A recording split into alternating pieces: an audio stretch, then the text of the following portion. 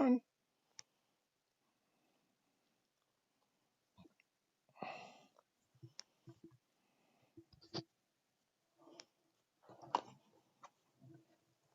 Go, Rhaegar.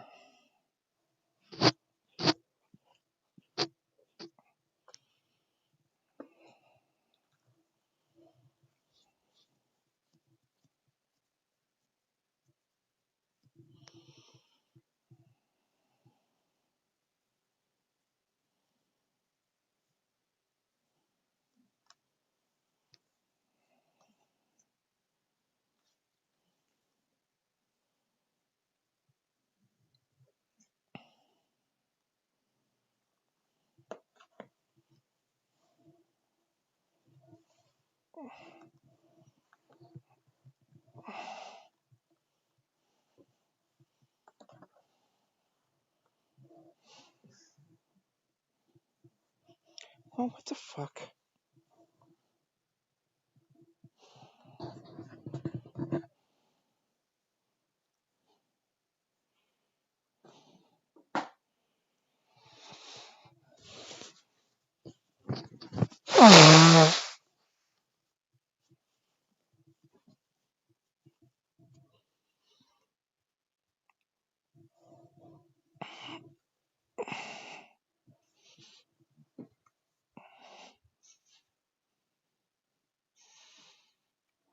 Hey, Google.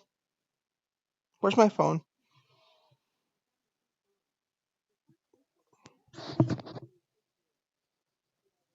Yes.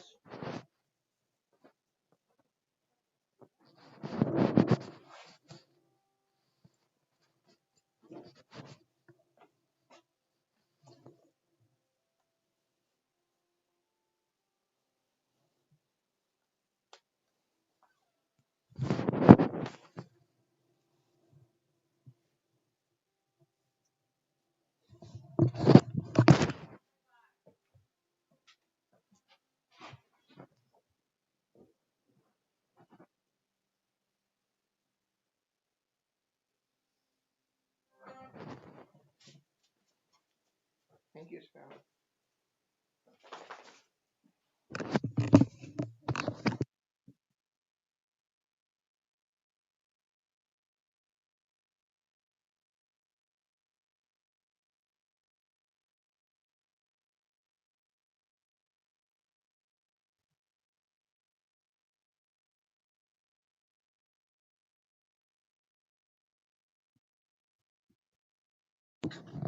Come here.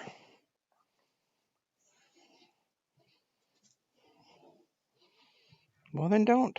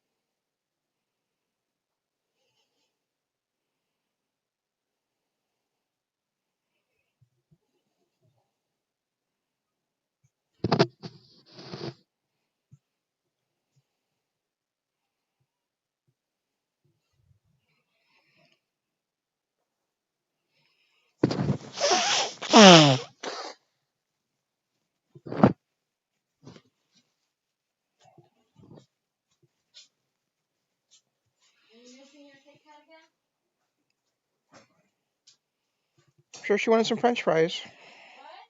I'm sure she wanted some French fries. How are your French fries, Kit Kat? What? Asked her how her French fries were.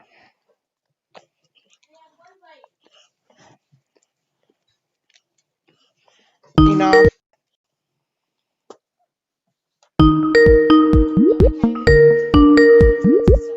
Cool. So happy with it right now. Hello. I turned it on at 5. I didn't think it was going to take a half hour to do an update. Yeah, our computers hate us. Fucking assholes. I know. Well, I'm ready to go whenever you are. I just need to Yeah, mine's still going press. because as soon as I hit start streaming on the OBS, it started to start YouTube automatically. Oh, really? Yeah. So I have to press play whenever you're ready to go. Oh, what the fuck is happening here? Why can I not move you? There. I'm the man who can't be moved. Obviously. Hi, start streaming. Hi. All right, just waiting for my blue button. Probably won't get one because I didn't get one. Yeah. Well, hopefully I will.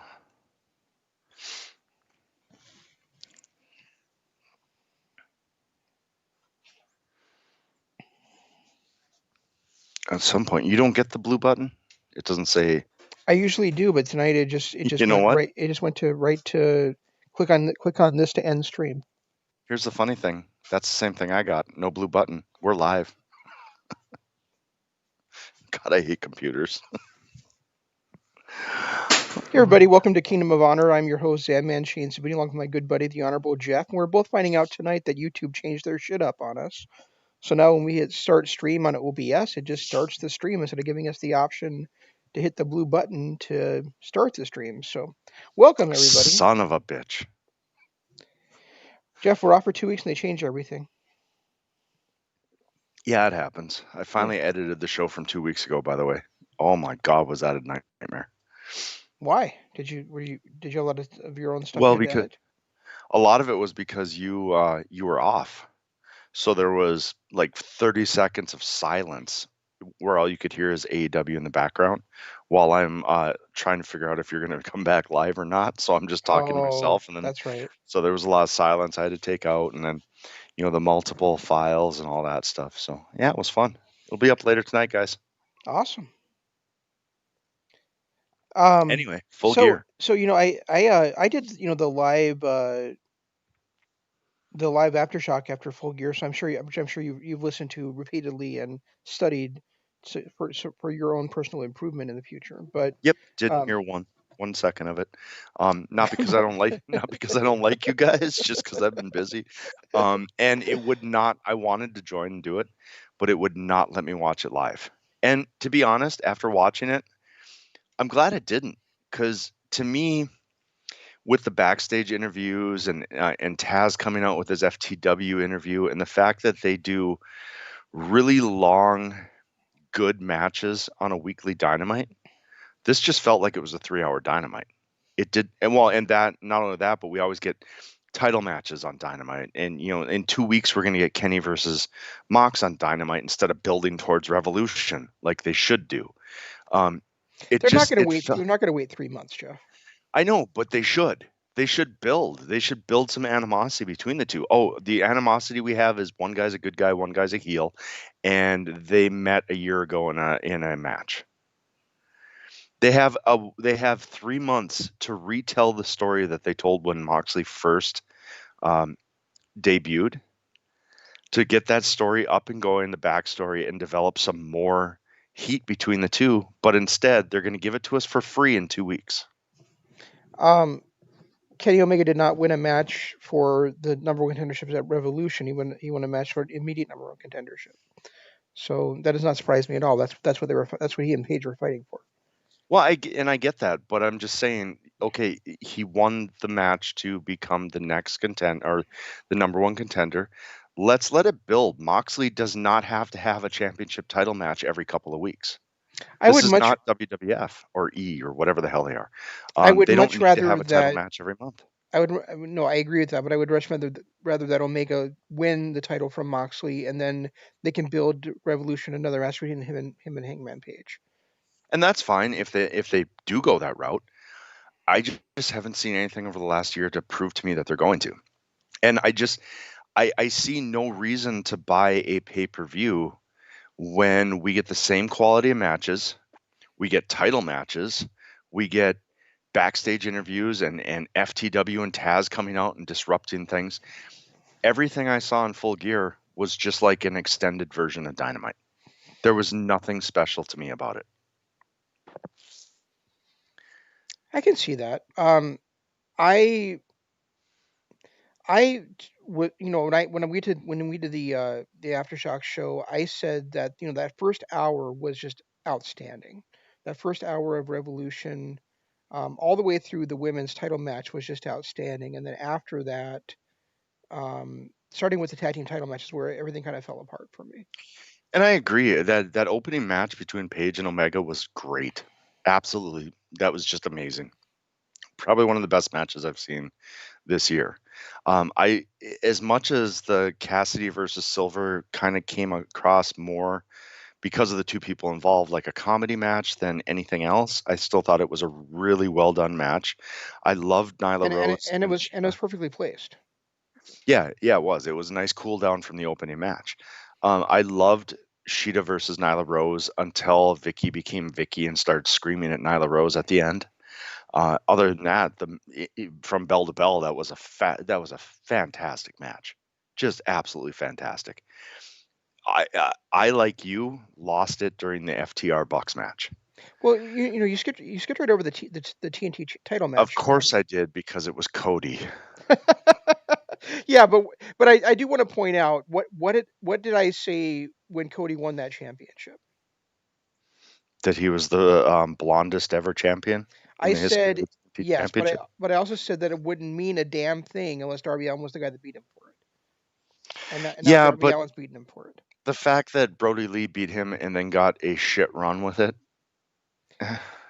Yeah, but he only got that run because Cody went on that TV show for a few weeks. It wasn't, it wasn't something I think that was actually planned, and that's why it didn't matter.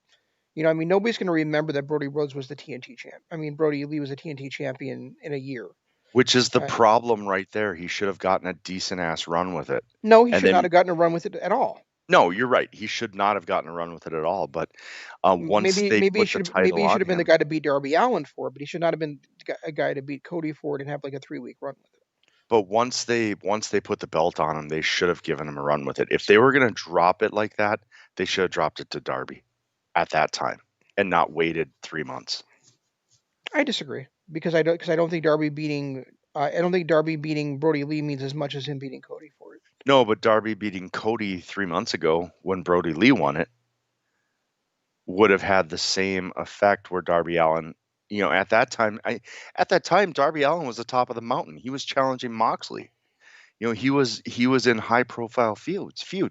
Giving him a TV match like they did with um, Orange Cassidy a couple weeks ago and not building Orange Cassidy up to be the next person to win it would have done just as much for Darby as it did now. In fact, at this point, I'm a little less impressed by Darby's win, simply because they did the whole bait and switch. We had Brody Lee as the champion for a while, and then, then Cody sold his injuries for exactly 1 month, and then came back and after that demolishing, won the title back within a month and a half, 2 months, and then we had Orange Cassidy, who was the guy that was going to beat Cody, and then all of a sudden it was Darby Allin getting the title shot and winning. I just think that I had they pulled I the trigger on Darby 3 months ago, it would have meant the same as it does now. No, it wouldn't have because he wouldn't have had those opportunities against Cody. He wouldn't have had the feuds against Ricky Starks. He wouldn't have been built up enough at that point. I think him being 0-4, well, not 0-4, but 0-3-1 against Cody coming in, um, really led to that. Really helped that story. Um, then Cody, getting on his knees and handing him the belt, and then Cage and Starks arguing over which one of them was going to be the TNT champion between the two of them. I think really did it just as much in this one match than the last 6 months have done to build up that TNT championship. Now You don't think that it's finally a title that I give a shit about when I never did before. you don't think 3 months ago when Darby was on the top of the world as number one contender, challenging Moxley, fighting off Taz at that time, would have done him winning it 3 months ago would have been any better than him winning it now? Do you really think he needed a feud with Ricky Starks and Taz and Cage to build him up when he was the Well, top of the world 3 months ago? I can't answer that because I wasn't watching AEW at that time. That was when I had taken a break from it, and I really wasn't paying attention to what was going on. Well, I know, but I mean, around that time, he was challenging Moxley. for the Okay, so world well, championship. I okay, mean, so he then was. then my answer is definitely not if that's the case, because then it just feels like he loses to Moxley and then right away he gets a consolation prize of being the TNT champion. It would be the same Cody story over again. I'm just saying, around that time, I think it would have been the same reaction. I really do. I think them giving it to Brody for a 3 month run or a 3 week run was a huge mistake. And if Cody had to take the time off, they should have dropped it to Darby Allin back then, because Darby Allin was on fire back then. He could have just been off. He could have just been off the show for 3 weeks without the title too. There were No, he couldn't, there, because of his stipulation of I have to defend it every TNT, but he every wasn't TV. doing that anyway. No, I know. Oh, I know. Once he didn't do it for Fighter Fest on the back-to-back nights, I was like, okay, you're a liar again. Yeah, I love Cody as a guy, and I love the fact that he created All In and he created AEW. Not created it, but he was a driving force between like it actually becoming He successful. was the public face of Um, it. but I mean I don't but we both have a major problem with his character and the way he's booked. So And I don't even give, like, even if you read all the stories, even back when AEW first started, he was the last one in. Cody and the Bucks, they were all in. They're like, okay, we're gonna do this, and then they had to convince Cody to come along. Uh, Kenny had to be the last one in. no, as far as because of his contract, but when they were in talks, Cody was the last guy to be convinced that it was a good idea. Yeah, I'm just saying You know, I'm just saying Kenny had to be the last guy in just because he basically had like the two biggest wrestling organizations in the world that are not named WWE that were that he had to choose between big money contracts from. and I mean, he was, from the sounds of it, he was all in on it even way before his contract expired. I mean, when they were talking about it, it was, I read stories about it, and this is like, the Bucks and Kenny and Cody all giving interviews, and Cody flat out said, I wasn't sold on AEW. I just wasn't. I became, when after I saw the Matt and Nick and Kenny's love for it, is when I decided it was a good idea. Okay. And he flat out said that, and it's the same thing with All In. He became the public face. Yes, he started because he took Meltzer's bet, and became the public face. But in all honesty, that was a Ring of Honor production. He just happened to be the public face and got some of the people involved. Don't get me wrong. I don't think Ring of Honor would ever have done that if Cody hadn't been the driving force behind it And because you're right. he And yeah. I was just gonna say that. I mean, don't get me wrong. I love Cody as an athlete. I think Cody is easily one of the best wrestlers in the world. I get a little sick of the shtick he's doing, but I think the reason why he does what he does is because he's pigeonholed as a babyface, because he's the EVP of the most popular company. And now, as much as you and I have been saying he should be a heel for the last, year, I don't want him a heel now, because the other three EVPs are. So now I want him to be the one guy who's not a heel. And it's he's had the heel characteristics. Yes, we've disagreed with his character. Yes, um, I think that he deserves a ton of credit for being one of the best wrestlers in the world. I think he deserves a ton of credit for being the face of this company. I just wonder if the reason why he's the face of this company is because he was the bigger name because of WWE, or if and Nick and Matt and Kenny all kind of took that backstage, because, to be honest, being the face of Ring of Honor in New Japan is not as impactful in America as being the face of WWE. I think that the demo god would have a big argument with you about who the face of the company is. And deservedly so. But I'm just saying, as far as the EVPs, And I think Moxley would have I think Moxley should also be in that discussion as well. So I think Moxley, to a lesser extent. I mean, Jericho and Cody, because those are, I mean, Jericho was his name well before he was even in WWE, and he pulled an AJ Styles and kept the copyright for it, so he was able to use it going forward.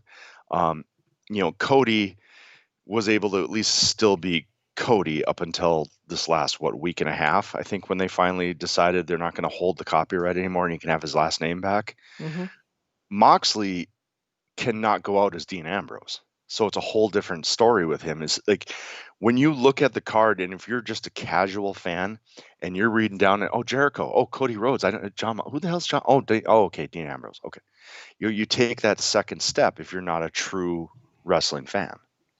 I think that was true when Moxley first signed, but now that he's been there and he's been their champion since what, February now? Since, so 9 months. God, it's been that long. Yeah, it's been that long. It's time I for him to drop. Sorry. No, it's been time. It was no, it's time for him to drop 3 months ago. That's not what I'm saying. What I'm saying is now I think that being that they're on a major network and he's been their champion for 9 months now, anybody coming on board to AEW right now probably already knows that John Moxley was Dean It's Dean Ambrose. Ambrose. Yeah, and you're right.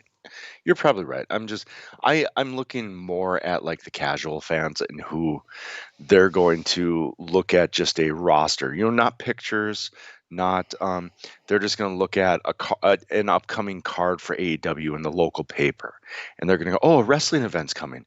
Oh, I know Cody Rhodes. Yeah, he was in. Yeah, okay, yeah, I know Everybody, Chris everybody going Jericho. to Daily Place in Jacksonville also knows who John Moxley is, Granted, yes, I'm and they're talking. they're not going anywhere else right now. I'm talking. All right, you know what? Fuck it, you got me. I drop it. You got me. All right, let's go back to the You tag got title match. you got me on literally everything right now. I give up. Oh, let's go back to the tag title match now. Okay, please let's not. Come on. I've been reading, like I sent you a message earlier, and I have been kind of checking on the internet to see if anybody else agrees with you and I. No one does. They all think it's the greatest match ever. It's ridiculous. It's absolutely ridiculous. Yeah, was it was it, it it good? Yes. I you know it I read something that it was one of the best tag team matches in quite a while, and I'm like, well, Well, quite a while since what, February? yeah, it's like what do you mean by quite a while? Because it's the third best tag team title match they had in AEW this year, in my opinion, if that. And Because it's probably the fifth or sixth best in the last 2 years. I know you didn't like FTR versus Page and Omega as much as I do, but I assume you liked it better than this one. Oh yeah, So absolutely. so. I mean, off the top of my head, I'm gonna go. Over the last 2 years, we got the Bucks versus Golden Lovers. Hmm. We've got the Golden Lovers versus Okada and Ishii. We've got my favorite of all time, Page and Omega versus the Bucks.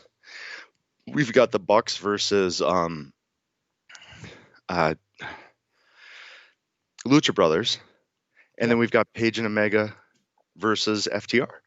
I mean, that's 5 matches just in the last 2 years that I felt were better than this. If I went further back, I could. I mean, Jesus, Wait, American wait, Alpha wait, versus wait. DIY. I was gonna say, I mean, you forgot about DIY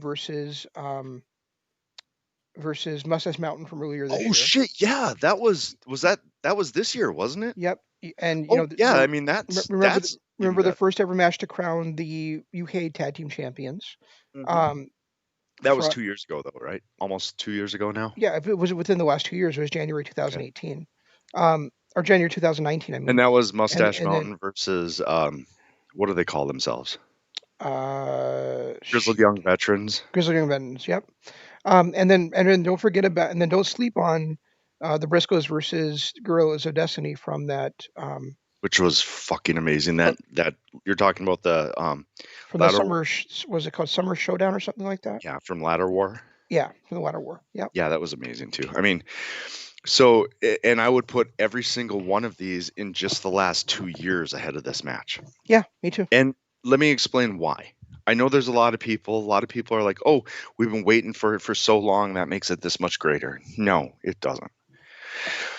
The reason why I put it as low as I did, and we're not even going to get to the finish yet. The finish is what dropped it down to a decent match.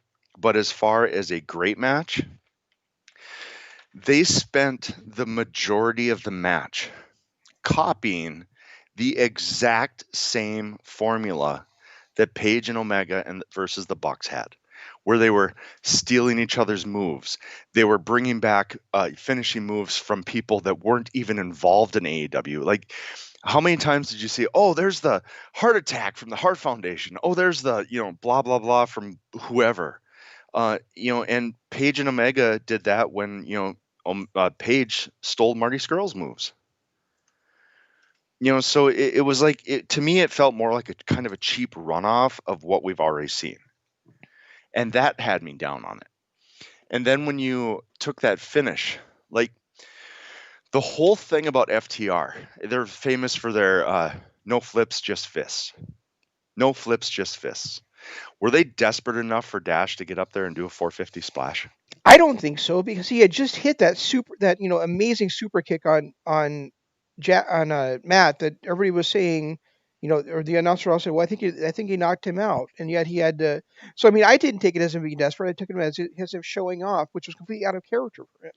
You know And it was a move with him showing off that they are hell bent against. exactly. It wasn't like it was him showing off by trying to do a submission move or, some ground based attack. It was him showing off by doing something they said they would never do. Exactly. And they preached it, and they've claimed that, that's what makes them them, is that they'll never try to do a move like that. It was so out of character. It had nothing to do with the match itself. Like I could Yeah, have understood. I could have understood. Let's just say they tried both him and yeah, it was Cash Wheeler, right, or Dax Hardwood. I don't know who. That was Cash. I did the Okay, 450. so let's say he and Dax they hit the Shatter Machine, didn't get anything. They It's pulled not out. called the Shadow Machine. It's called Goodnight Express now. It's called the Shatter Machine. Um, let's say they hit the Shatter Machine, doesn't work. They pull out DIYs, which they did, which I thought was kind of a cool spot, but at the same time, it was buried in them pulling out all kinds of other finishers from other tag teams from the past. Yeah. So it really got lost. But okay, let's say they do that. Then they do a Shatter Machine. Then they try some new move that we've never seen before. Then they try something else and something else. And then it's like, Cash is up there like, fuck it. I've tried everything else. I'm going to try this now. And then he pulls that out. Then I would have been like, okay, I get it. But the fact that they really didn't do anything except that one move. I agree. And then the other and then to top that off, then Matt hits a super kick with his hurt foot and just falls on top of him to get the 3 count. That was the other thing that I really wanted to talk about. I thought that It was just so cheesy and melodramatic. I just hated it. I felt like the fact that they took so long into the match to actually tell the story about Matt's foot. Hmm. I mean, up until he missed that, well, it ended up being a moonsault. But whatever that move he was going for, the only reason I knew Matt's knee or leg was hurt was because the announcers kept saying it over and over and over again. Watching his performance in the ring, I never would have known he was hurt. He was completely fluid. Everything was fine. But the announcers kept pounding it into our head that he was hurt. He's hurt. He's hurt. He had his ankle shattered a week ago, or less than a week ago, 4 days ago. But he looked great. He looked fine. They didn't even target his leg until after that missed whatever it was, moonsault or whatever it was. Yeah, I said on Saturday night that I didn't get into the match until Dax had punched the post and hurt his hand. You know, That that that was that was about the that was this about the second I got into the match. and that was a fun spot, and that actually had more of a story into it than Matt's leg did, Yeah. which And is and weird and, and, because and what it went to that 2 years cool ago. spot where Dax went for the punch and Matt super kicked him with his bad foot onto Dax's hurt hand. And well, wasn't it 2 years ago? Matt was our wrestler of the year because of how much he sold his back injury. He sold his back injury so well that we thought it was legit. Like we literally, you and I thought it was legit because he sold it all year long. So for him to not sell his ankle was really disappointing. Yeah, yeah, it was. Um, and one thing I guess I want to point out because before I forget to say it, and you probably didn't care about it because we talked about it a week before that, and I know you haven't been following politics and we don't care that much about politics, but I thought it was really in poor taste that they didn't even make a mention of the fact that We have a new president. we had earlier in the day there had been a president elect named, and I and Yeah, I and I had to wonder out, and I wondered aloud on the show whether it's because they're all from not nice caliber, whether it's because like Tony Khan, Tony Schiavone, and Jim Ross are all from red states, you know. It's possible, and it's sad that we actually even have to think that, Yeah, but it makes sense. yeah. It It's what's going on in this really country makes right sense. now is ridiculous, and it would have been nice for. I mean, I didn't expect them to pause the show because the show has to go on. But I mean, they usually could have come on and said, congratulations to Joe Biden. We have a new president elect. That kind of thing, and it made it really really patriotic and apolitical. And instead, they didn't even mention it once the entire 3 hour broadcast, 4 hour broadcast. Yeah, that is true, especially considering he just was named the president, what, 4 hours before they went live? Well, it was like 10:30 in the morning, so but still less than 12 hours for sure. You know. But definitely close enough that they should have. I mean, they should have known that, hey, there might be a few people that actually don't know. Well, regardless of whether they knew or not, it's the right thing to say. True. You're true. That's right. It's true. You're true.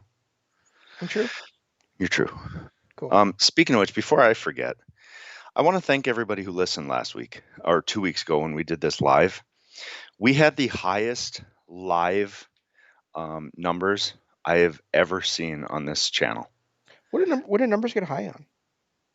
Well, usually they get high on the alphabet, Okay.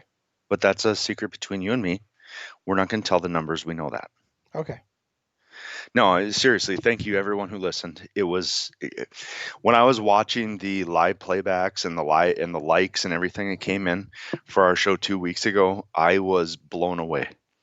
The numbers that I saw tripled any other live show we do.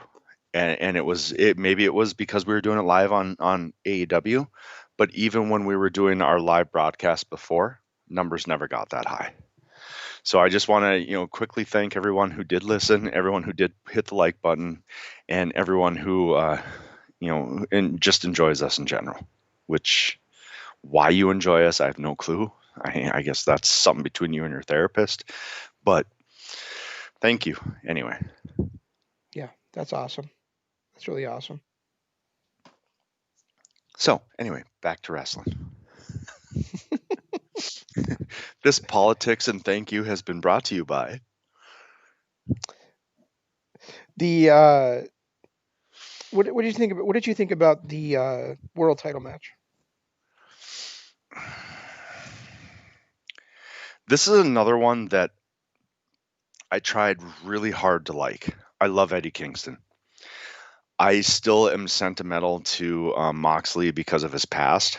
I have not been a fan of Moxley because I feel like since he's been in AEW, he relies way too much on his beating them up attitude and not as much on his wrestling acumen as he should because he's a hell of a wrestler.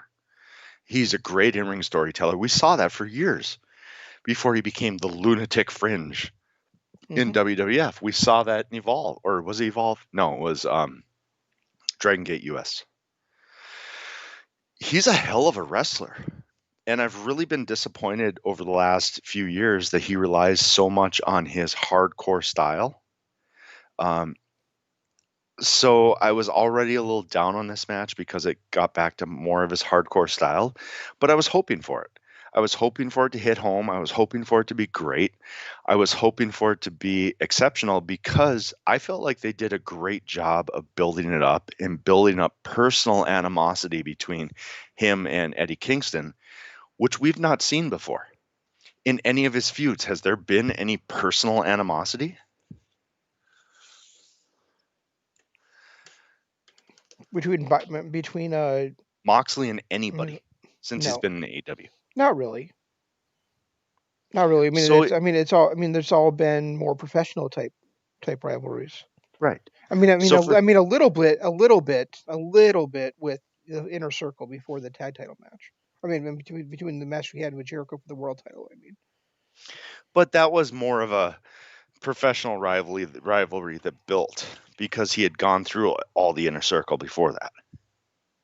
yeah, but it was also because Jericho invited him into the inner circle and he stole his car and never actually Yeah, that's a good point. It's a very good point. joined. But nothing like we've seen between him and Kingston. I just felt like, I mean, the promos leading up to it were amazing. The fact that he kept going into, I sat at a table with your mom and I promised her, that stuff was amazing. And we haven't seen that out of Moxley yet. So it made it even better. But this match itself was kind of a letdown. And that disappoints me because, again, I was reading the reports on what people thought of this, and everyone's like, "Oh, there was so many hardcore spots, things I'd never seen before." It's like, really? Do you even watch wrestling? What happened in this that was unique that you've never seen before? I mean, they took a lot of aspects from different matches, but tell me one thing that you saw in this that was like, "Holy shit, I've never seen anything like that before." Well, I really, do think that some of the stuff that Kingston did was stuff I hadn't seen before. Like I've never seen somebody, rip barbed wire off of something by hand, then wrap it around their own hand and start pounding somebody with it. Okay, by hand, Not even Terry Funk versus Mick Foley did I see them do that. by hand, but we saw Mick Foley like bite it off at times. He Hell, did. we saw Abyss do that. Um, It's not the first time somebody's taken barbed wire off of something and wrapped it around their hands. It just happened to be a bat this time. okay. Well, that's the first time I remember ever seeing it. I will say this: the one spot that I did notice that I've never seen before was when he grabbed that handful of tacks and basically slapped Moxley in the face with it. That was new. Yeah, but it all at was it all out last year or all in or all in? I can't remember which one, but one of the two. We saw the guy had thumbtacks put in his mouth, and then it was wrapped around. The tape wrapped around his mouth. Are you there, Jeff? Oh, stupid.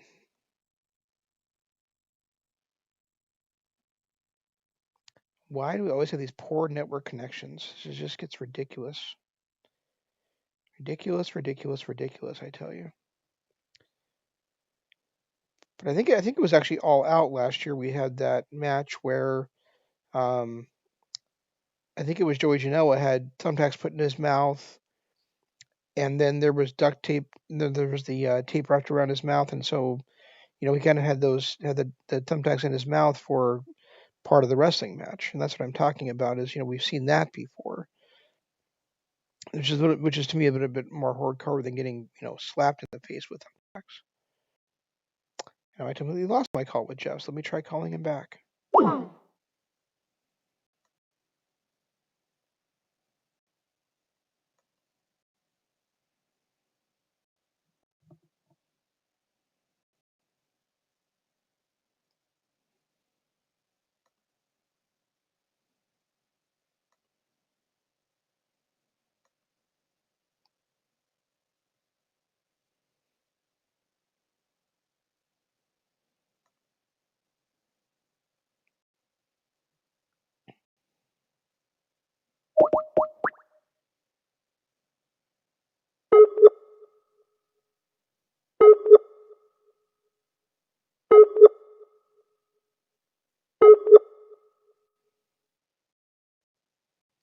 No, he's not online. It's perfect.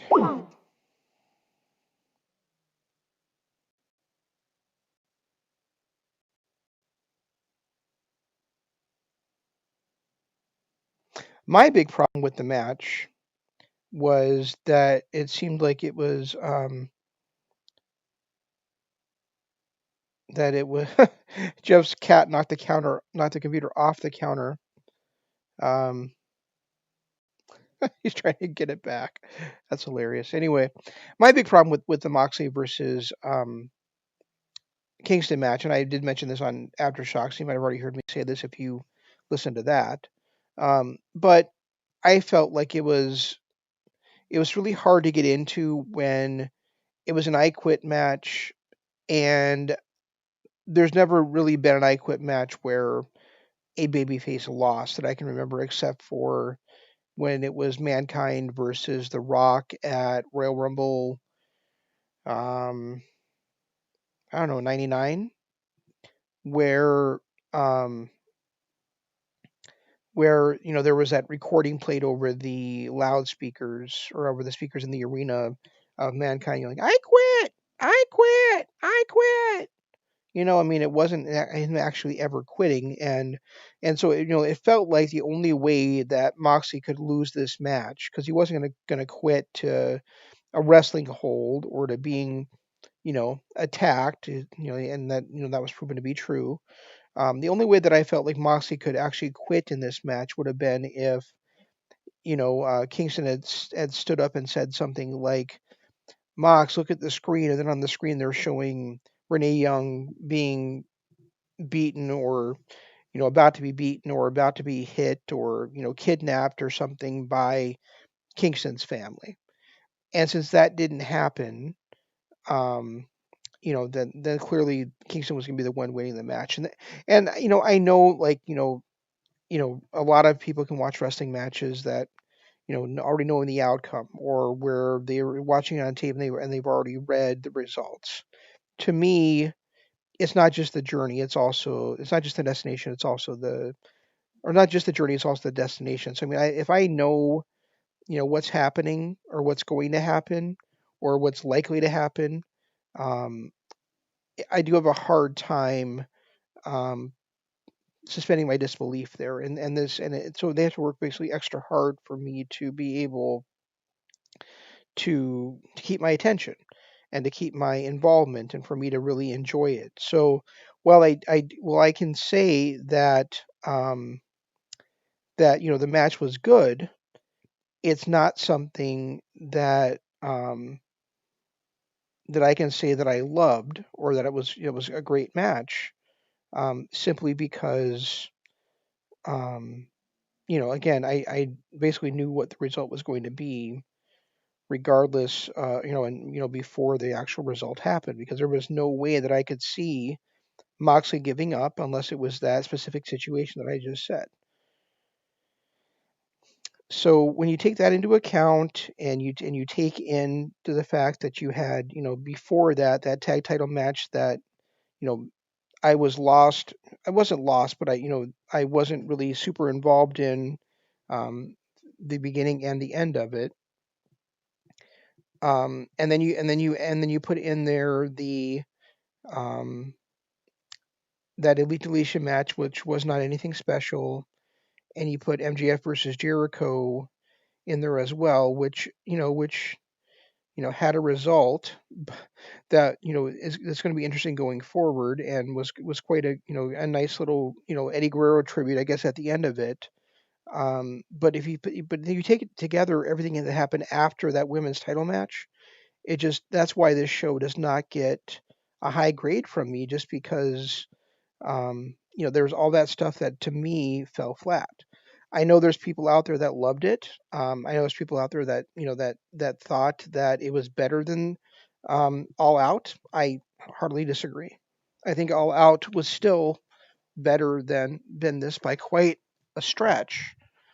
And I don't know. I mean, I just don't see how this match. I said on the night it was probably worth my $50, but listening to Jeff talk, listening to the way we have this conversation, I'm just not convinced that that's actually the case.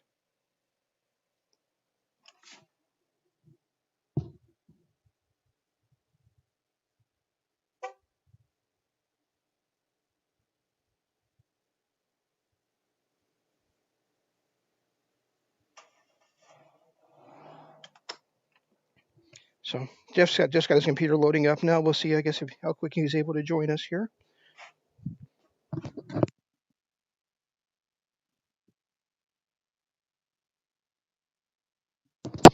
And I've not gotten a chance to see Dynamite yet to see if that is, something that, um, a lot of this stuff is about the follow up. The MGF stuff's gonna be about the follow up, and I don't really expect him to be a full member of the inner circle for very long.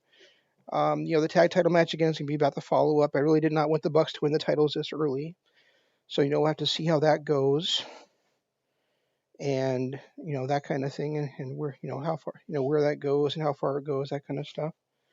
Um, the world title situation. I'm not thrilled with the lack of buildup, like Jeff was mentioning, between AEW, between Kenny Omega and John Moxley. So it's very, it's something where it's just hard to be super enthused about anything coming out of Dynamite. I'm sorry, out of Full Gear, I guess.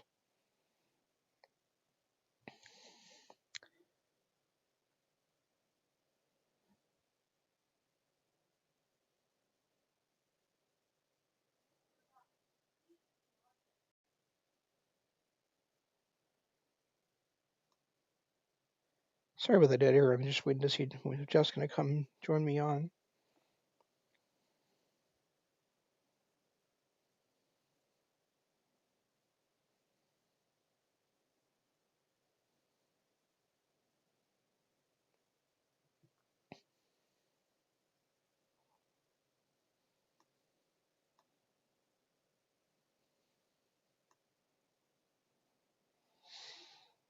In other wrestling news, on the same night of AEW, although it was earlier, and it was night my time, but earlier during the day in Japan, we had Power Struggle take place. There was no junior heavyweight stuff on there. However, we did have the never openweight title was defended by um,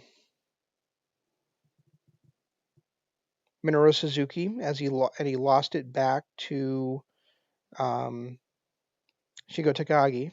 I don't understand that why NJPW does that. These short reigns, with one title defense and then back to the champion. It really doesn't make a hell of a lot of sense to me. Why Suzuki was champion just long enough to have 9 matches in G1, and then he comes back and in his first title defense, he loses it back to the same guy he just won it from.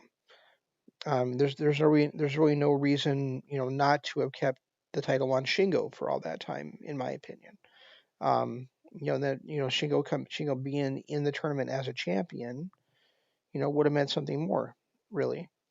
And then you've got, let's see, what else do we have on that card? We had, let me look at the results here because I'm not thinking of really where off the top of my head here, but we did have, for the first time ever, where the briefcase changed hands.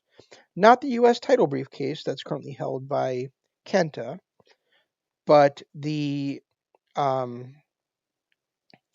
the briefcase to decide who's going to face the double gold champion at Wrestle Kingdom, as Jay White hit a backslide with his feet on the ropes to pin Kota Ibushi, and for the first time ever, the briefcase changed hands, and so we now have at Power Struggle, we have Naito who beat Evil defending against Jay White.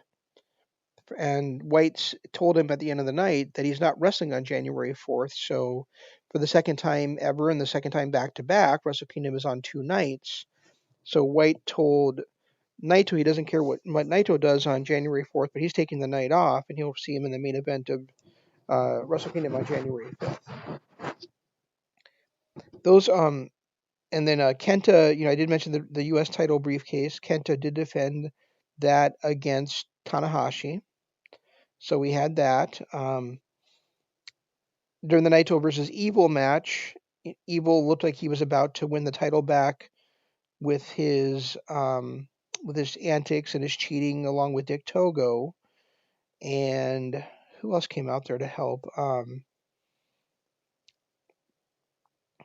It was Yujiro Takahashi came out there to help as well, but Seiya Sanada ran out there, the the B block winner, finalist for the um, G1 Climax this year, ran down and he interfered. Well, he didn't interfere, but he stopped the interference of Takahashi and Togo, and then he carried one out and pulled the other in a headlock and dragged them back to the backstage with him. White came out then and looked like he was going to hit the Switchblade, or sorry, uh,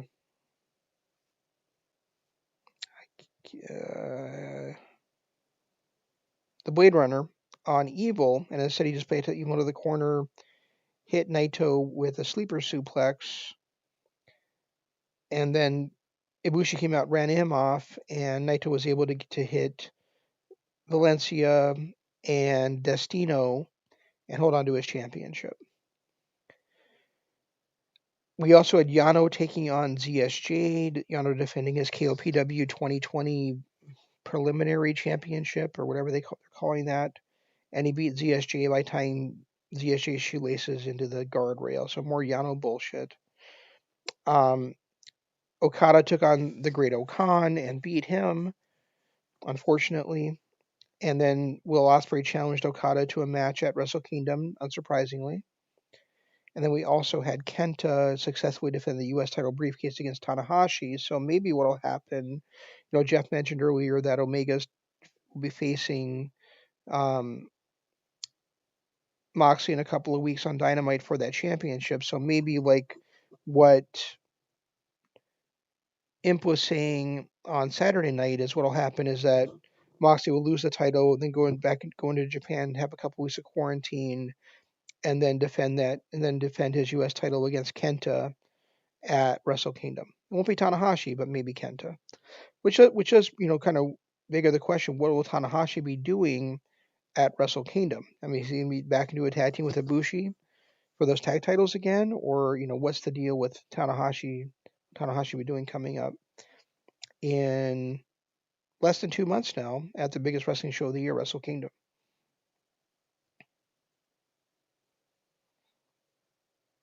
I do know that what I'd love to see. Oh, here's Jeff coming back in. So, does your computer have 9 lives?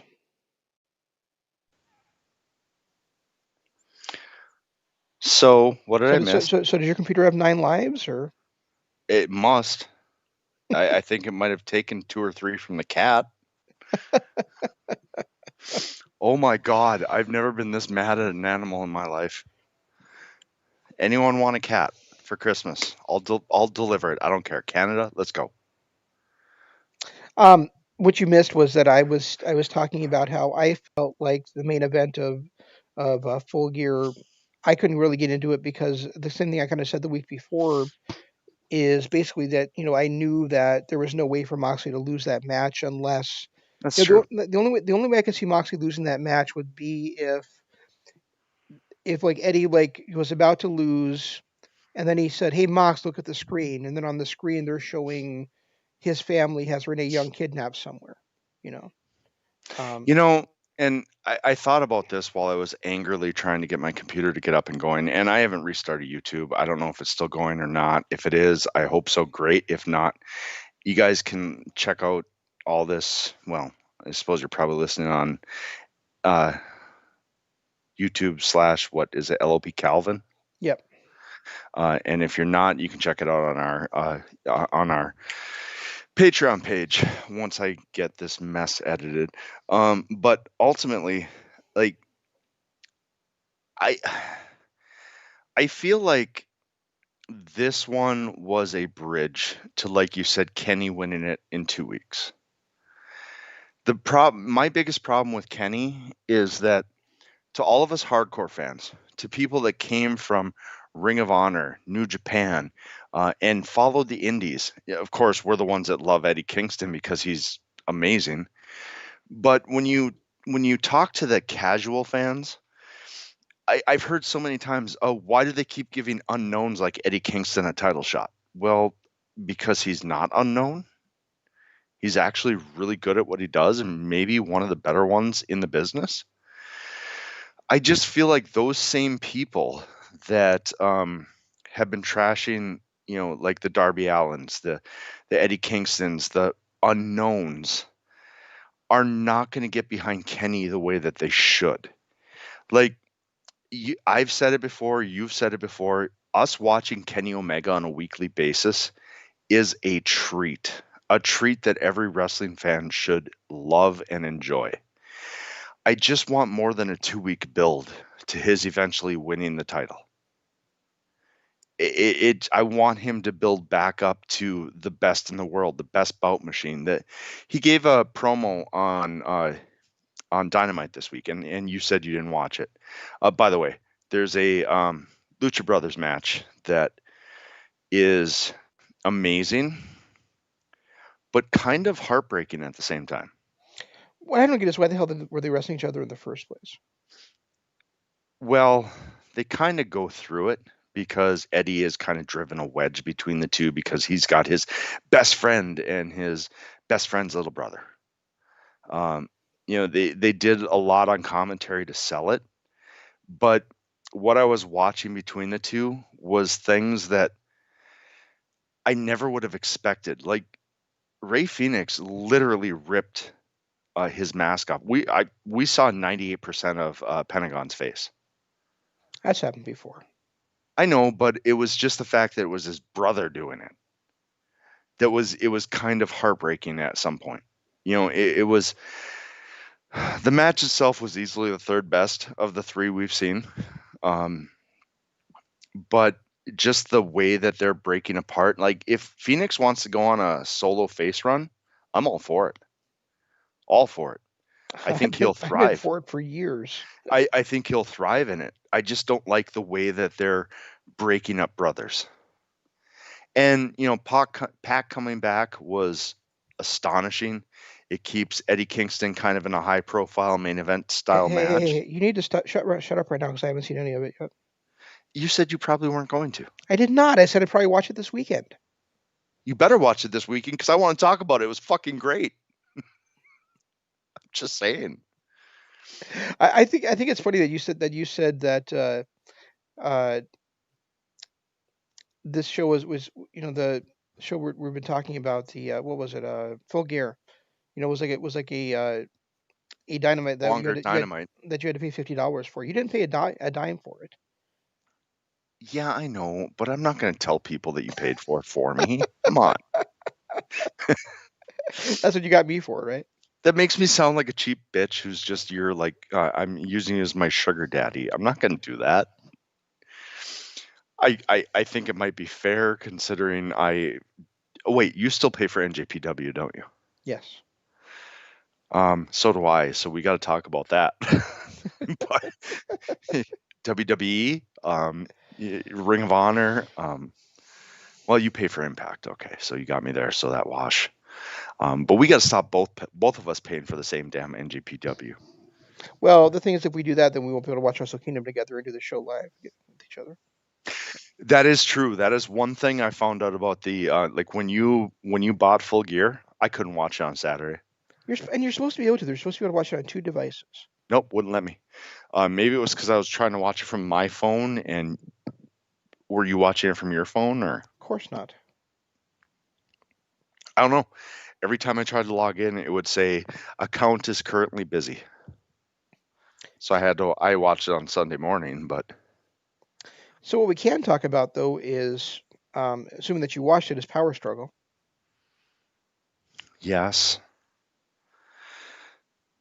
I watched some of it, not all of it, but you know me, I don't care about spoilers. What, did you watch the match for the briefcase? Yes. Did you watch the match for the U.S. title briefcase? I did not.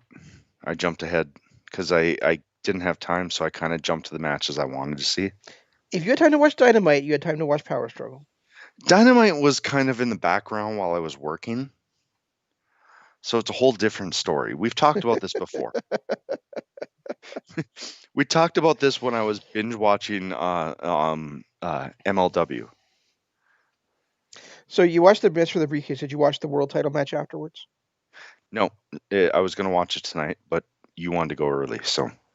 Okay. Just one. Well, because at the end of it, White told Naito that he doesn't care what Naito wants to do on January 4th. He's taking the night off. He'll see him on January 5th. Nice. Wait, are they going to do a 4th and 5th this year, or are they just doing the one?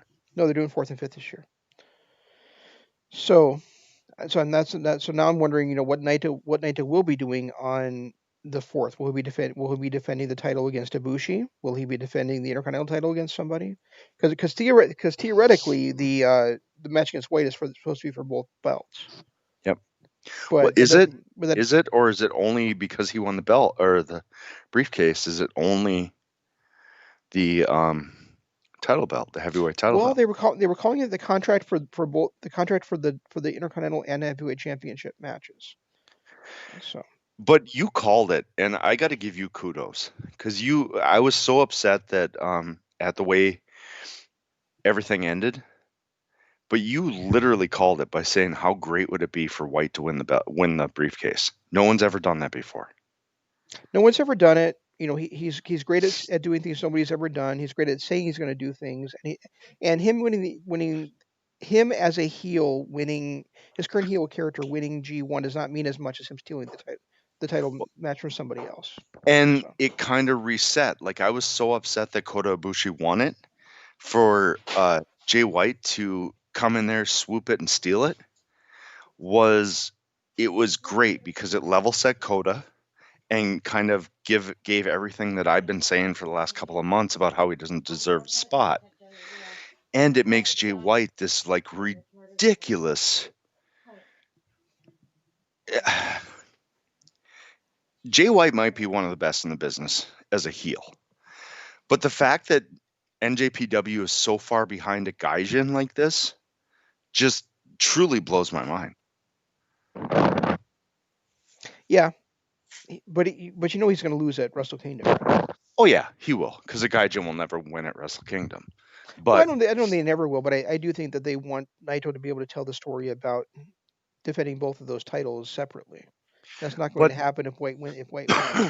if you just look at the progression of Jay White since he came back to NJPW, he beat Kenny Omega, went on that U.S. title run as a member of Chaos, where he was constantly bucking authority, authority being Okada. He Hmm. turns on Okada. He brings along Okada's best friend and his best friend's teammate, Njado and Gato. And then he like leaves them and goes to Bullet Club and takes over Bullet Club. And now he's kind of in this weird struggle with evil in Bullet Club. But then he goes out and before that, he beat Tanahashi. He held the title for a minute, and then he's been constantly in that struggle for it again. And every match he does, I'm glued. Everything he does, I'm glued. And for him to come in and be the first ever, not the first ever Gaijin, the first ever to steal that briefcase, they are behind Jay White harder than I've seen them behind anybody else in the 7 years I've been watching this NJPW. Yeah, they're definitely behind White, and he'll get that belt back eventually. Um, I really enjoyed um, I enjoyed White versus Ibushi not as much as I have their other matches, but I did enjoy it. But I really enjoyed the world title match as well between Evil and Tanahashi. I mean I'm sorry, Evil and Naito. I mean I know there's gonna be people that are bitching about the shenanigans and bitching about the ref bumps because they always do. But I really But the enjoyed the fact story. that But I really enjoyed this. evil, I really enjoyed the story of that world title match. the And, fact that evil has I hope come, you feel the same way when you had a chance to watch it. I did, I do, and I did. And let me tell you that, like straight out, it was super overbooked, but it was overbooked in a way that I really enjoyed. So It wasn't overbooked like that fucking bunkhouse or whatever that deletion match was on AEW. no, That was a fucking disaster. Sorry, don't mean to jump off power struggle to go back to something we should have talked about 10 minutes ago. But what did you think of that? um, I thought it had its moments, especially the parts that I really liked about it were the hurricane moments, but that was Yep. it. The hurricane But moments and that was pretty much it. But I hated the end because really I felt like that swanton into the table should have been a victory for Sammy. yep. And I did not like, that A, that Sammy lost, and B, that Sammy was killed. So, I didn't like it's weird because but I liked and I didn't like the fireworks thing.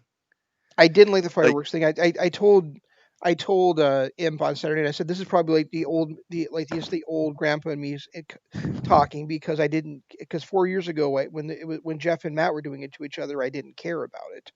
This year I was like, man, they're gonna get hurt, they're gonna get burned, this is See, really dangerous. So I didn't like the fact that we saw Matt and Jeff do it already. I didn't like the fact that we that when he was originally shooting them, he was shooting at fucking 20 yards past the ring and everyone's ducking like they're going to be killed. I did like when him and Sammy were literally aiming at each other and they were hiding in their own bunkers. I thought that was kind of funny. All in all, I thought that whole match was a waste of time. The other thing I liked but didn't like at the same time was the whole tongue-in-cheek thing with Shane Helms, with him saying, "Yeah, it just took time. I had to get to AEW to finish this." hmm It was a tongue-in-cheek slap at WWE, but at the same time, it was kind of fun because it was what you would expect from this type of match. yeah, I enjoyed the hurricane stuff. I also did not like when Private Party like pulled up in the car and they're like, "Are you ready?" He's like, "I'm always ready." Well, Right. then why aren't you out there? Then why aren't you out there to save your mentor instead of asking each other if you're ready or not? Especially when the mentor just called you and said, "I'm getting my ass kicked. I need your help now." They had to Exactly, waste that time in the car. exactly. But you're right about the Hurricane Helms thing. When he got thrown into the pit or the lake as Hurricane, and then immediately shows up as the reporter, I thought hmm that was fucking brilliant. That was perfect Helms. That was perfect for this match. I liked everything about it. There you go. What about David Heath showing up because Jim Ross couldn't wait to tell us that was David Heath 4 times? Oh Jesus Christ, Jim, come on, take a Valium. Fuck. We get it. We all know who Gangrel is. He's the leader of one of the greatest factions of all time. We know who Gangrel is. Yeah, that We didn't need to have him called David Keith after you called him Gangrel 4 times. yeah. Jim Ross is mostly on point that night, but that I that thought he was that too. that really stood out to me.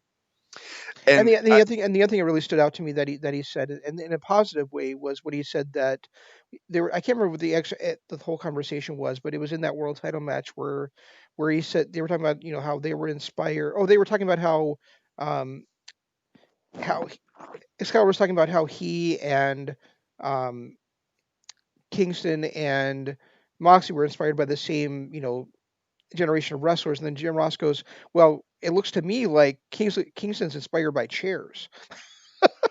that was that was my second favorite line of the night. My favorite line of the night was probably the line of the decade when Excalibur said, "Even MJF's parents have mixed feelings on him." Yeah, that was good. That that might have been the biggest laugh I've had in a wrestling event in years. I thought that was brilliant, and I was listening to it when I heard it the first time. I'm like, it was dead silence afterwards. I'm like, okay, that's weird. And then even when I listened back to it the second time, because I told you I was watching it back today, it was still dead silence. And then something happened with my phone. I had to rewind. Um, and right after he said it, I heard JR go, just Yeah, like really under the belt. So you know when a line is funny, when JR just gives an off the cup. I don't know if I'm ever going to like a wrestling line any better than I liked what Josh Matthews, for all people, said a couple of years ago about Brian Cage when just in the middle of a match he goes, Brian Cage might be God in disguise. Okay, yeah, that was funny. I will give Josh Matthews credit. Over the years, he may be a bad commentator, but over the years, he's had some one liners that are right up there with the Heenan esque quality. Yeah. Um. Oh, and speaking of Heenan esque, I've been watching old WCWs lately again. I haven't been doing my book like I said I was like 4 years ago, but I've been watching them just kind of randomly throughout time because I something has really kind of stuck in my craw lately, and it's because one of the big problems about WCW, everyone said, was they were giving away pay-per-view matches on free TV. AEW is doing the same thing now. So I've kind of just been going back to some WCW just because it's been reminding me of that. And the Heenanisms are like 6 or 7 times a show.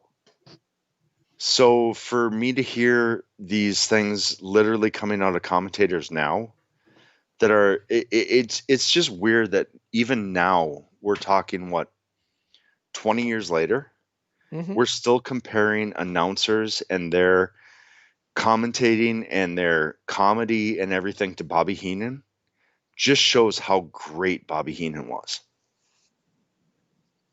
Yep, he was fantastic, no question. Um, the other Anyway, thing, back to Power the, Struggle. the other thing I Unless was you got talking, more. the other thing I was talking about Power Struggle, saying about Power Struggle, before you, right before you came back on, almost like literally right before you came back on, is how dumb I think it is that they had Suzuki win the never openweight title, Just hold to it, lose it again. hold it the entire time of G1 Climax without defending it. Then in his first defense, lose it back to the same guy he beat for it. I have mixed. This is another one I have mixed feelings about. I agree. It was stupid to take it off of him.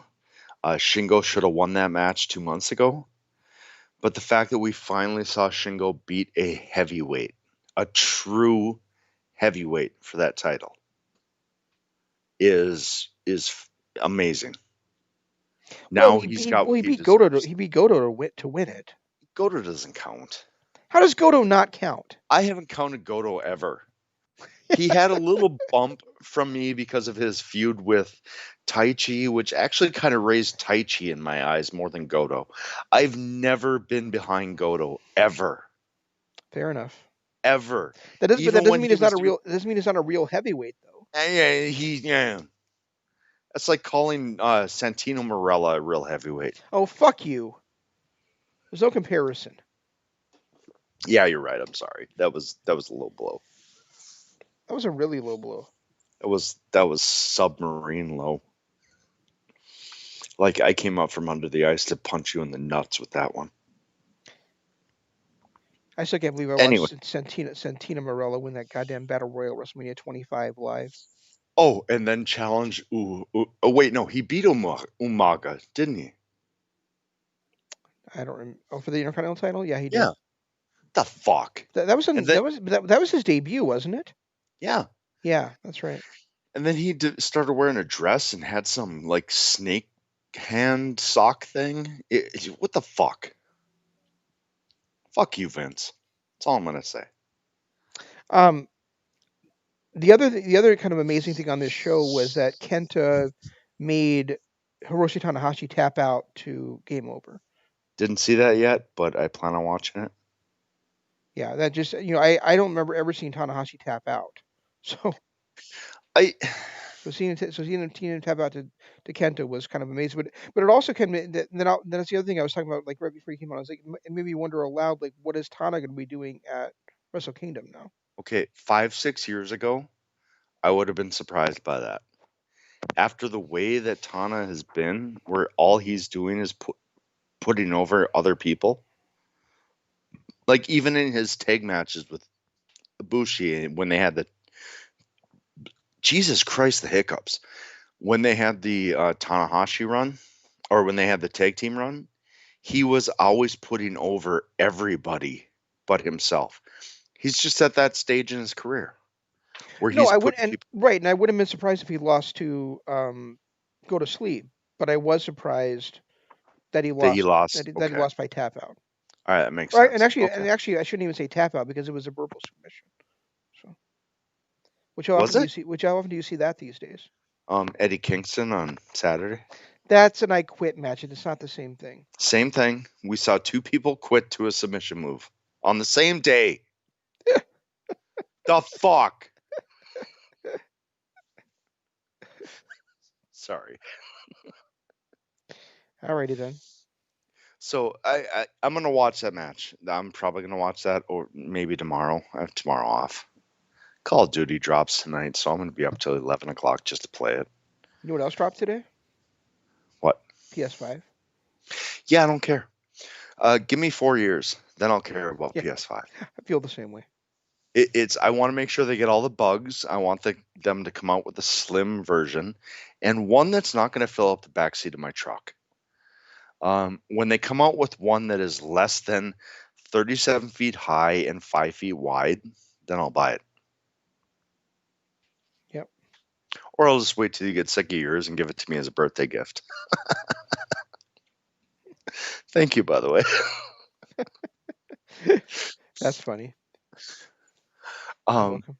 no, I'll be doing the PS5 eventually, but I don't feel like I've gotten the run on my PS4 that I should. No, and I've still got to put in my PS4 as well. The only reason for me to get a PS5 right now is because I'm still pissed off that I can't play you know Ratchet and Clank's new game on PS4. What? I thought they had crossplay. Not for Ratchet and Clank because it's a PS5 Really? exclusive. It's See, no, it's like it's it's every other called game. it's called Rift Apart, and the concept of it is that you go through these rifts to go from planet to planet, and um there's no loading involved on the PS5, but they can't duplicate that on the PS4. See, every other game has crossplay. Like I can play Black Ops. That's what I'm excited for tonight. So I might take a nap just so I can stay up all night and play it. But they have crossplay. That was their big selling point. The one coming out tonight is Cold War, right? Yep. Yeah, that looks awesome. That's something I've been thinking about getting, even though I'm not a Call of Duty fan. But I do enjoy playing the Call of Duty. The ones I have played, I've enjoyed playing the campaigns. I just don't like playing um, multiplayer. Multi Multiplayer Yeah, sucks. I fucking hate it. The only reason I do it is because I hate it and love it at the same time. Which is, it's one of those things where it's like you like the multiplayer because you get great things that happen and it's so satisfying when they do. But you hate it because I'm not going to lie, I'm an old guy. I suck at these games. These, like, give me Mario back in 89 and I will love you forever. But this new wave bullshit with the fucking sliding and jumping and whatever they do, I just want to shoot people. That's all I care about. But when you have a good game, it is so, so satisfying. yeah. I really suck at first person shooters. So the campaigns are fine, but I can't stand doing the multiplayer. Did you ever Um, get into Xbox, by the way? Never. I've never owned an Xbox. I've bought them for my son. I bought them for my son before, but I've never actually owned one myself. You bought them. I changed it to bought. No, no, it doesn't matter. You said it. You're stuck there. You Doesn't bought it feel them. like bought should be a word though?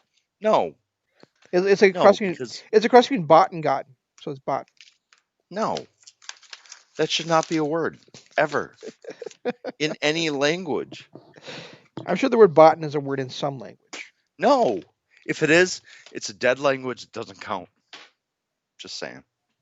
So now it's been announced that WandaVision is not coming to Disney Plus until January 15th, when it's supposed to be by the end of the year. Oh, I hey, and by and the I way, and that I and I reminds and me. I and I maintain my promise that I will not watch that show until the show that was the first Marvel show that was supposed to fucking be on the channel is on there, which is Winter Falcon and Winter Soldier. So That reminds me. The new Mandalorian is out, I haven't seen and any of I it yet. and I know that we are still early November. I have another 6 weeks of really busy time. You have how long? Because you're still training, right? No, not at the moment. I'm not, but I have new ones. But I have training classes starting the first full week of December again. Okay, and that's what, 6 weeks, 5 weeks. Yeah, something like that. The reason why I'm asking is because I've been itching to watch Doom Patrol, and I know we're holding that for the show. And I know because of scheduling changes lately, we may have to switch those live shows from the Monday and Tuesday we're doing to maybe Wednesday, Thursday, Hmm. maybe even a weekend. I'm Hmm. fine with all of it. Um, but I'm itching to watch Doom Patrol and really itching to watch The Mandalorian. Okay. So when you're done with your busy and I'm done with my busy, I cannot wait to start up those pop culture shows we were doing again. Sounds good. And I actually started watching both Flash and Supergirl today. So What do you mean started? You're like 4 seasons in. That's not st- starting. started getting back into them again. You need to finish that shit, and then you need to do some kind of recap because what I want to do is I want to spend one show, just one show, recapping the Arrowverse. That Arrowverse, I've seen all of them up till now, up until the most recent.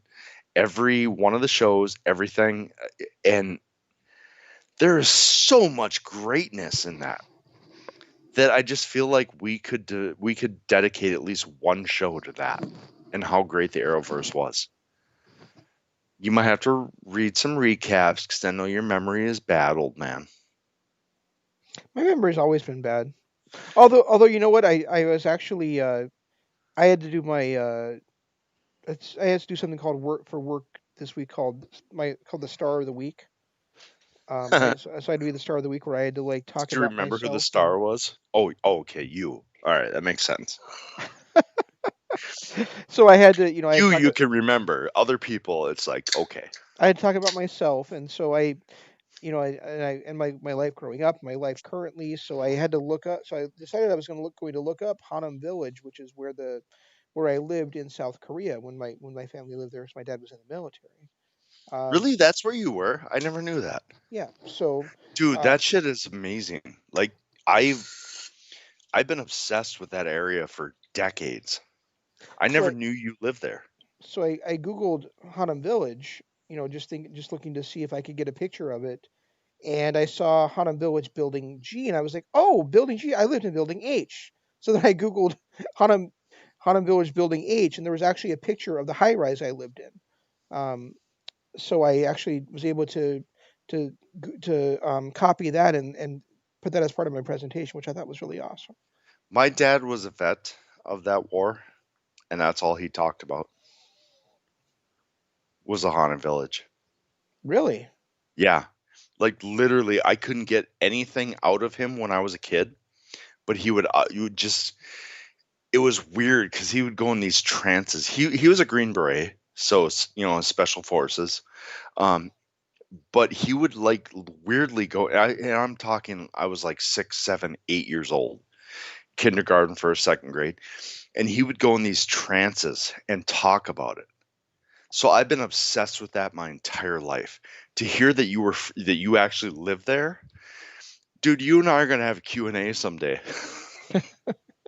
And I actually found out during doing that research yesterday that they decommissioned those that housing in Yep, 2013 yep. because it no longer met military standards.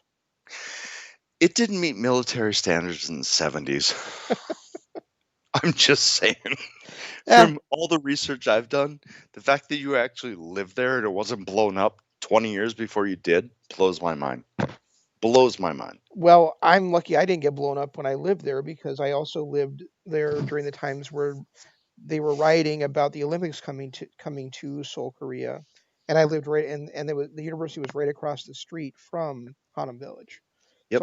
so I got tear gassed almost every goddamn day. Oh, So Jesus. When did you live there? from June of '85 until June of '88, or from January of '85 till June of '88. And you're 45 this year, right? Yes. Because you're 2 years behind me. So you were there from fifth grade to about seventh grade, if I'm doing my math Mm, correctly. yeah, that's exactly right. Yeah. So yeah, that's about right. Because I got 2 years on you. Um, I'm 47 this year. Uh, wait, no, I'm supposed to tell people I'm 31 again. Uh, uh, anyway, That was really um, funny. oh fuck off. Uh,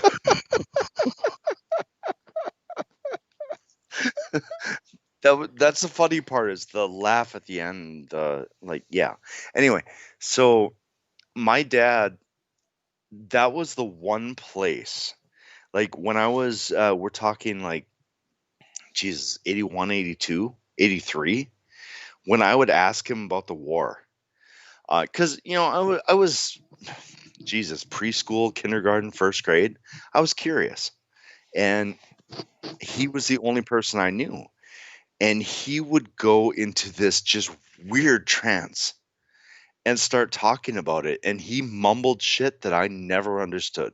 So someday, I just want to talk to you about it to see if any of those mumblings make sense. Well, I was pretty young when I left there, and so I mean, I will try, but Dude, he said he saw ghosts there. Did you ever see a ghost? no, but my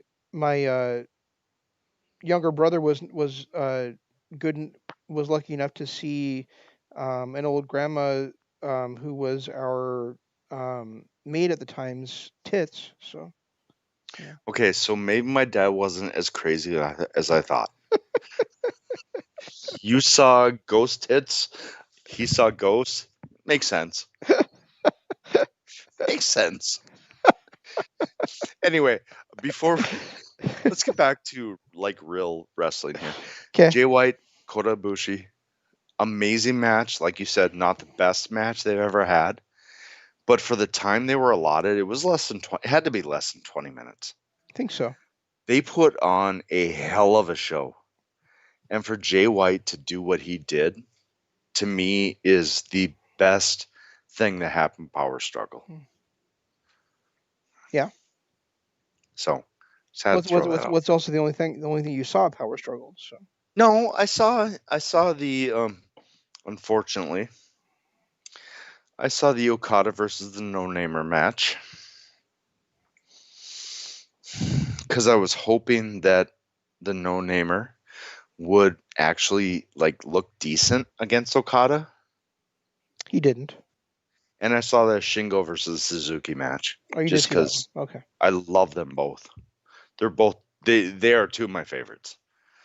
I love everything they do. So I did see that I match, didn't realize you'd actually seen it.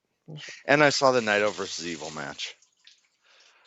The only match I actually didn't watch was Kenta versus Tanahashi because I'm not a big fan of either of those two.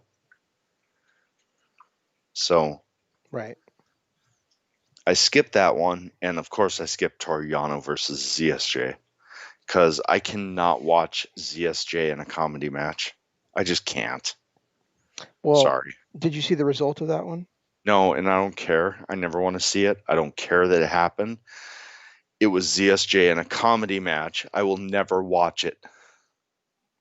I put that right So up there with so Shibata getting injured. I will never watch it. Ever. I don't so care what you say. I will never watch it. ZSJ was going for he was trying to choke out Toriano on the outside, right? And Yano, the announcers were trying to be like all coy about what he was doing. Like, what's he doing down there? He's it's like it looks like he's trying to looks like Yano is trying to twist ZSJ's legs or to get out of the hole. But no, he wasn't. He was not. He was what he was doing was tying ZSJ. I'm sorry, ZSJ's um, Oh, Jesus Christ, you just made it worse. boot strings around the barricade.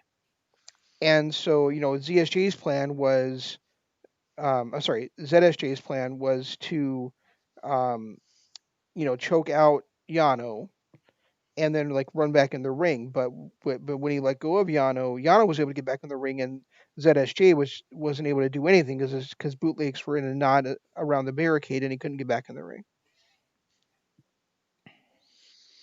Yeah, I'll pass. Yeah, The only Yano match that I've liked in the last couple of years was his match against Tanahashi with the elevator. That was fun. that was Takahashi. Takahashi, yeah. That was fun. It was Yano-ish, but it was still decent. Hmm. Other than that, and it was something I've never seen before. I mean, when have you ever seen a guy win a match by sending the guy in the elevator to the bottom floor? Right. It was, other than that, I will never like a Toru Yano match. Well, I take that back. I've seen some of his stuff when he was a heel with the original Chaos under Shinsuke. Loved it. Loved it. Everything they have done since Shinsuke left, Okada took over, and they've been these faces and he's been a comedy guy. Hate it. But some of his stuff in even before that, before his that when they first became Chaos, when it was GBH, he was amazing. Like, Yano does not get credit for how good he was No. when he was a heel. And that's sad because when he was a heel, if he had stayed that course, he could have possibly gone down as one of the best of all time. But he took this comedy route and now he's spraying water. I no. I can't get behind anything he does and I don't care. That's fair. I just wanted to tell you how it happened because I knew you'd really enjoy that description. No, I hated it because it was ZSJ in a comedy match. So it sucked from the beginning. So what are you trying to say now? Yeah. Hey, I'm just happy that my cat fucked up my computer and it's still working. So there's You make that. your cat work. That's not very nice. I'm gonna make her work a corner. She does that shit again. I'll need money to buy a new laptop. That's right. You heard me. Don't look at me like that. I will come in there. Don't make me come in there. No. She is looking at me like, fuck you. I Well, mean, you with that enjoy that. attitude. No. Anyway, are we done? I think so. I know I missed a little bit there, guys, and I apologize. I will never try to multitask again. Yes, you Um, will. well, of course I will, but we don't need to tell them that. But appreciate everyone checking out the YouTube. Please hit a like button, hit a subscribe button, ring a notification bell. When you're done with doing it on Kingdom of Honor, if that's still actually working, which I don't know, go ahead and do it on the one that is working, which is LOP Calvin, youtube.com/LOP Calvin. And then head over to our Patreon. Patreon.com/Kingdom of Honor. We do a lot of stuff there. Granted, we've had to take some time off, COVID, just general busyness, and we've had to take a little time off, but we will eventually get back to our exclusive shows. We'll get back to our YouTube and Patreon exclusive shows, and that will be happening soon. And when it does, of course, we will let you know. Shane and I just have to work out the details on days. And then our Twitter. I'm at Regi Co-op. He's at Zanman LOP. Use hashtag KOH, and you can find us anywhere. That is correct. Stay tuned to the other shows here on LOP Radio next week. I don't even know what we're talking about next week, Jeff. But probably I guess we'll probably be going live during Dynamite, so we'll figure that shit out. Hopefully, because like I said, that was one of the best rated shows we've done in a long time. And I'd also like to get caught up on NXT some more because I think we should talk about that stable if they're still doing as well as I kind of expect them to do. Oh, the Pat McAfee stable? Yep. Yes. So, and you need to get, by the way, I hate to interrupt, you need to get caught up on you AEW. love to interrupt. Well, yeah, it's what I live for. Just didn't want you to know that. You need to get caught up on the Pac situation with him and Eddie Kingston and Lucha Brothers and all that stuff. I think that is going to be a storyline going forward that is going to be the building block of Revolution. Oh, don't worry, I'm going to get caught up on it. Maybe we'll actually see a blood and guts match then. Oh, please. Please, it has to be better than this crap we saw this last weekend. Well, we're supposed to get a blood and guts match, back in March or February or March. We still haven't got one yet. So. Yeah, but that was like a 10-man blood and guts, and that was their way of calling it War Games. Correct. And I think War Games this year is probably going to be once again um, the Undisputed Era, this time taking on this new stable that of Pat McAfee's. But I want to see it in AEW. The only problem is right now all I can see is a 3v3. Kingston, Interesting. Butcher and Blade versus Pac and Lucha Brothers. I guess we'll see. Hopefully.